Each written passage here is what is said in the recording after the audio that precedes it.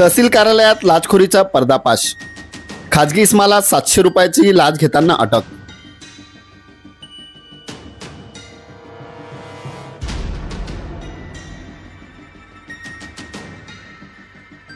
तळोदा तहसील कार्यालयात शेतीच्या फेरफार नोंदी व 7/12 उतारे काढून देण्यासाठी एका खाजगी इस्माने 800 रुपयाची लाचेची मागणी केली होती।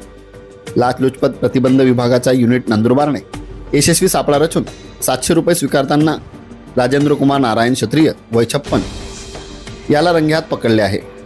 तक्रारदाराने तळोदा तालुक्यातील जुवानी व सिंगसपूर शिवारातील शेतीच्या फेरफार नोंदीसाठी अर्ज केला होता। मात्र राजू क्षत्रिय यांनी संबंधित कागदपत्रांच्या प्रत देण्यासाठी लाचेची मागणी केली होती। दिनांक 8 जानेवारी 2025 रोजी लाच मागणीची पडताळणी करण्यात आली। राजू क्षत्रिय यांनी तडजोडीनंतर 700 रुपये स्वीकारल्याचे पंचांसमोर सिद्ध झाले। सापळा अधिकाऱ्यांनी राजू क्षत्रिय विरोधात गुन्हा दाखल करण्याची प्रक्रिया सुरू केली आहे।